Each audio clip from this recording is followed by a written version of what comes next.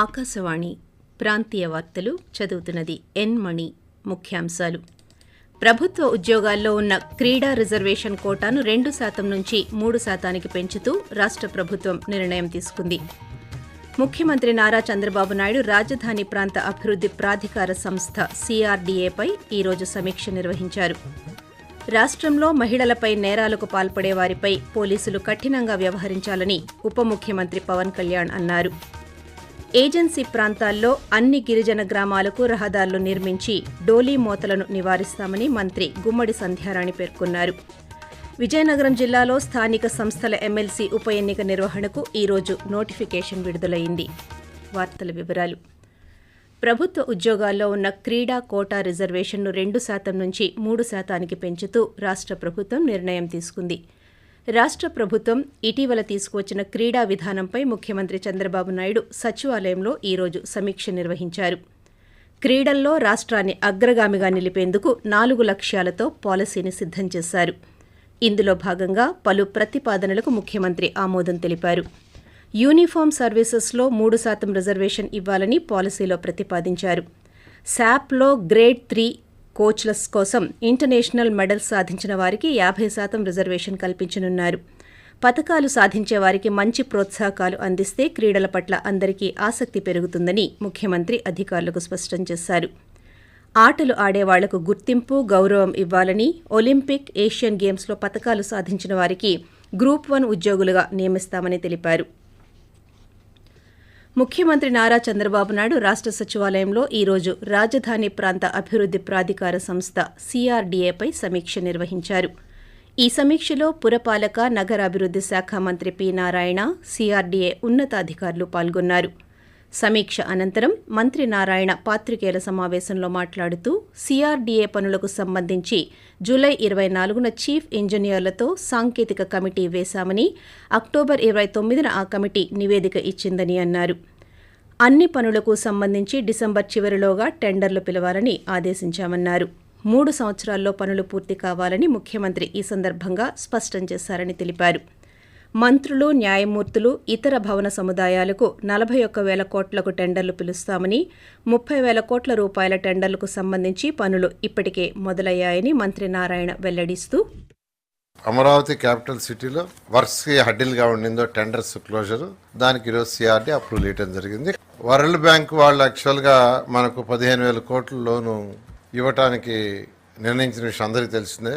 నీరుకొండ వద్ద 0.04 TMC water store అయ్యేటట్టుగా ఒక రిజర్వాయరు, కృష్ణాయపాలెం వద్ద 0.01 TMC స్టోర్ అయ్యేటట్టుగా ఒక రిజర్వాయరు, శాఖమూరు వద్ద 0.01 TMC స్టోర్ అయ్యేటట్టుగా ఒక రిజర్వాయరు, ఉండవల్లి వద్ద 7,350 క్యూసెక్లు పంపింగ్ చేసేటట్టుగా పెట్టమని వాళ్ళు యాక్చువల్గా చెప్పడం జరిగింది. ఇవన్నీ కూడా 3 సంవత్సరాల్లో పూర్తి కావాలని ఈరోజు ముఖ్యమంత్రి గారు ఆదేశించారు. రాష్ట్ర ఉప ముఖ్యమంత్రి కె. పవన్ కళ్యాణ్ కాకినాడ జిల్లాలో పర్యటిస్తున్నారు. ఈ పర్యటనలో భాగంగా జిల్లాలోని గొల్లప్రోలు జిల్లా పరిషత్ ఉన్నత పాఠశాలలో సైన్స్ ల్యాబ్ను ప్రారంభించారు. అనంతరం 10వ తరగతి విద్యార్థులతో ఆయన ముచ్చటించారు. దివ్యాంగులకు బ్యాటరీ సైకిళ్లు, ఇతర ఉపకరణాలు పంపిణీ చేశారు. ఎన్నికల్లో ఇచ్చిన మాట ప్రకారం అభివృద్ధి పనులు చేపడతామని, పిఠాపురాన్ని ఆదర్శ నియోజకవర్గంగా తీర్చిదిద్దుతామని అన్నారు.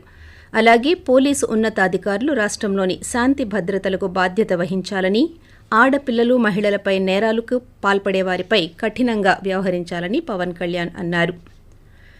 ఏజెన్సీ ప్రాంతాల్లో అన్ని గిరిజన గ్రామాలకు రహదారులు నిర్మించి డోలీ మోతలను నివారిస్తామని అల్లూరి సీతారామరాజు జిల్లా ఇన్ఛార్జ్ మంత్రి గుమ్మడి సంధ్యారాణి పేర్కొన్నారు. ఈరోజు పాడేరు మండలంలో పర్యటించి బంగారుమెట్ట గ్రామంలో ఉచిత గ్యాస్ పంపిణీ కార్యక్రమాన్ని మంత్రి ప్రారంభించారు. ఈ సందర్భంగా ఏర్పాటు చేసిన సభలో మాట్లాడుతూ 46 కోట్ల రూపాయలతో సీలేరు రోడ్డును అభివృద్ధి చేస్తామని, ప్రభుత్వం ఇప్పటికే నిధులు మంజూరు చేసిందని తెలిపారు. గిరిజన ప్రాంతాలకు మరో 35 అంబులెన్సులు మంజూరు చేస్తామని అన్నారు. గిరిజన గ్రామాలకు సోలార్ విద్యుత్తు సదుపాయం కల్పించడానికి ప్రభుత్వం ఆలోచన చేస్తుందన్నారు.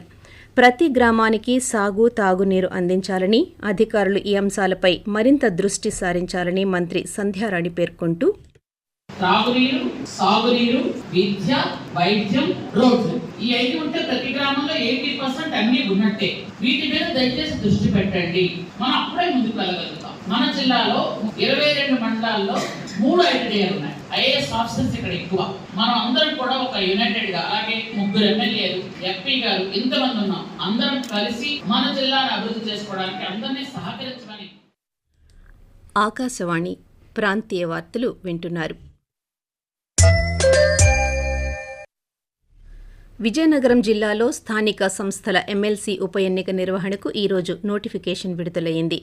ఉదయం 11 గంటల నుంచి నామినేషన్ల స్వీకరణ ప్రారంభమైంది. ప్రతిరోజు ఉదయం 11 గంటల నుంచి మధ్యాహ్నం 3 గంటల వరకు సంయుక్త కలెక్టర్, రిటర్నింగ్ అధికారి సేతు మాధవన్ ఛాంబర్లో నామినేషన్లు స్వీకరిస్తారు. నవంబర్ 11న మధ్యాహ్నం వరకు నామినేషన్ల స్వీకరణ, 12న పరిశీలన ఉంటుందని, 14వ తేదీన మధ్యాహ్నం 3 గంటల వరకు నామినేషన్ల ఉపసంహరణకు అవకాశం ఉందని విజయనగరం జిల్లా కలెక్టర్ అంబేద్కర్ తెలిపారు. పోలింగ్ నిర్వహణ కోసం పార్వతీపురం, విజయనగరం ఆర్డీఓ కార్యాలయాల్లో పోలింగ్ కేంద్రాలను ఏర్పాటు చేశామన్నారు. ఈ నెల 28వ తేదీన ఉదయం 8 గంటల నుంచి సాయంత్రం 4 గంటల వరకు పోలింగ్ జరుగుతుందని, ఓట్ల లెక్కింపు డిసెంబర్ 1న చేపడతామని కలెక్టర్ వెల్లడించారు. దేశవ్యాప్తంగా వివిధ ప్రభుత్వ రంగ సంస్థలలో విధులు నిర్వహిస్తున్న మహిళా ఉద్యోగులు ఎదుర్కొంటున్న సమస్యలు, పరిష్కారాలపై ఈ నెల 22, 23 తేదీలలో 6వ జాతీయ స్థాయి మహిళా సదస్సు విజయవాడ నగరంలో జరగనుందని శాసనమండలి సభ్యులు కె. లక్ష్మణరావు తెలిపారు. విజయవాడ గాంధీనగర్లోని ఎన్జీజీఓ హోంలో మహిళా సమావేశ నిర్వహణకు సంబంధించిన లోగో, గోడపత్రికను ఆయన ఈరోజు ఆవిష్కరించారు. ఈ సందర్భంగా మాట్లాడుతూ గత 2 దశాబ్దాల కాలంలో దేశంలోని మహిళల్లో ఆత్మస్థైర్యం పెరగడం శుభ పరిణామమన్నారు. గత 3 దశాబ్దాలుగా అపరిష్కృతంగా ఉన్న మహిళా రిజర్వేషన్ బిల్లు పార్లమెంటులో ఆమోదం పొందేలా అన్ని రాజకీయ పార్టీలు ఏకతాటిపైకి రావాలని పిలుపునిచ్చారు.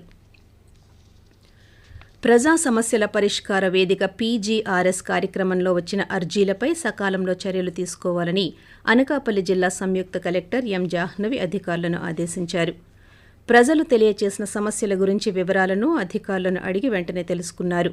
ప్రజల నుండి వచ్చిన అర్జీల పరిష్కారానికి అధికారులకు ఆదేశాలు జారీ చేశారు. అర్జీదారులతో అధికారులు నేరుగా మాట్లాడాలని, అర్జీలు రీఓపెన్ కాకుండా పరిష్కారం చూపాలని తెలిపారు. ఈరోజు అనకాపల్లి జిల్లా కలెక్టర్ కార్యాలయంలో నిర్వహించిన ప్రజా సమస్యల పరిష్కార వేదిక కార్యక్రమంలో సంయుక్త కలెక్టర్ ఎం. జాహ్నవితో పాటు జిల్లా రెవెన్యూ అధికారి B. Dayanidhi, ASDC Subbalakshmi, housing project director Srinivasarao ప్రజల నుండి అర్జీలు స్వీకరించారు. ఉమ్మడి తూర్పు, పశ్చిమ గోదావరి జిల్లాల ఉపాధ్యాయ ఎమ్మెల్సీ ఉప ఎన్నికల సంఘం ఈరోజు షెడ్యూల్ విడుదల చేసింది. ఈ నెల 11న నోటిఫికేషన్ విడుదల చేయనున్నామని, నవంబర్ 18 వరకు నామినేషన్లు స్వీకరించి 19న నామినేషన్ల పరిశీలన చేపడతామని ఎన్నికల సంఘం వెల్లడించింది. డిసెంబర్ 5వ తేదీన ఉదయం 8 గంటల నుంచి సాయంత్రం 4 గంటల వరకు పోలింగ్ నిర్వహించి డిసెంబర్ 9న ఓట్ల లెక్కింపు చేపట్టి ఫలితాలు ప్రకటించనున్నామని ఆ ప్రకటనలో తెలిపారు. గతంలో తూర్పుగోదావరి, పశ్చిమ గోదావరి ఉపాధ్యాయ నియోజకవర్గం నుంచి పీడీఎఫ్ తరపున గెలిచిన యూటీఎఫ్ నాయకులు షేక్ సాబ్జీ గత ఏడాది డిసెంబర్ 15న రోడ్డు ప్రమాదంలో మృతి చెందడంతో ఉప ఎన్నిక అనివార్యమైంది.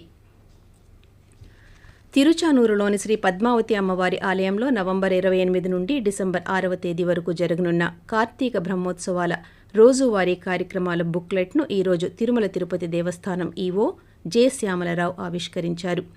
తిరుపతిలోని టీటీడీ పరిపాలనా భవనంలో జరిగిన కార్యక్రమంలో ఈవో మాట్లాడుతూ శ్రీ పద్మావతి అమ్మవారి కార్తీక బ్రహ్మోత్సవాలు నవంబర్ 28వ తేదీ ధ్వజారోహణంతో ప్రారంభమవుతాయన్నారు.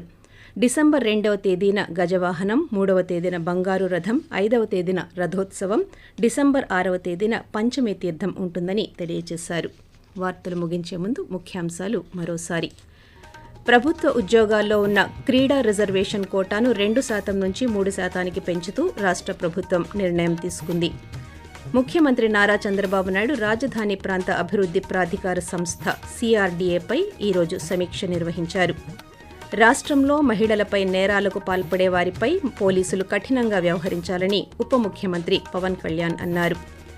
ఏజెన్సీ ప్రాంతాల్లో అన్ని గిరిజన గ్రామాలకు రహదారులు నిర్మించి డోలీ మోతలను నివారిస్తామని మంత్రి గుమ్మడి సంధ్యారాణి పేర్కొన్నారు.